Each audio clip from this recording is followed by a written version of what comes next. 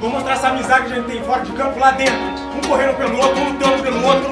Que é isso aqui que a gente vai chegar onde a gente quer. Todo dia de praticar amizade, sabe por quê? Quando você tá numa dificuldade na vida, é com um amigo que você conta. É isso aí. É com um amigo que você conta. Todo mundo, quando olhar pro cara do lado, vai ver que ele tá com sangue no olho. Ele está ganhando, essa camisa é forte, nós vamos fazer história aqui. Vamos lá!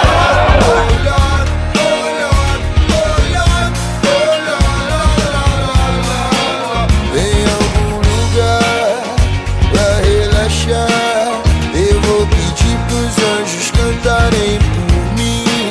Pra quem tem fé, a vida nunca tem fim. Não tem fim. Se você não aceita o conselho, te respeito. Resolveu seguir, ir atrás, cara e coragem. Só que você sai em desvantagem se você não tem fé. Se você não tem fé. Te mostro um trecho, uma passagem de um livro antigo, pra te provar e mostrar que a vida é linda. Dura, sofrida, carente em qualquer continente, mas boa de se viver em qualquer lugar. Volte a brilhar, volte a brilhar. Um vinho, um pão e uma reza, uma lua e um sol, sua vida portas abertas. Tem algum lugar pra relaxar? Eu vou pedir pros anjos cantarem por mim. Pra quem tem fé, a vida nunca tem fim. Não tem fim. Em algum lugar pra relaxar, eu vou pedir pros anjos cantarem por mim. Pra quem tem fé, a vida nunca tem fim. Oh Lord, oh Lord, oh Lord,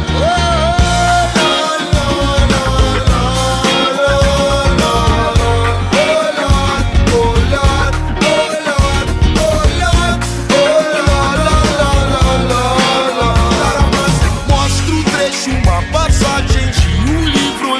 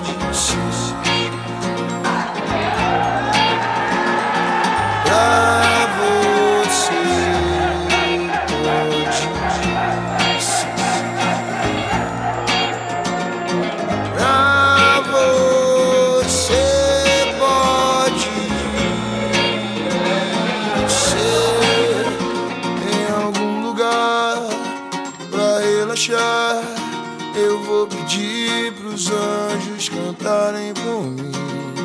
Pra quem tem fé, a vida nunca tem fim. Não tem fim. Só agradecer. Parabéns pelo trabalho. Que orgulho de vocês. Que jogo que vocês fizeram. Alguns detalhes contribuíram para a gente não sair daqui campeão, porque vocês mereciam, vocês jogaram futebol de campeão.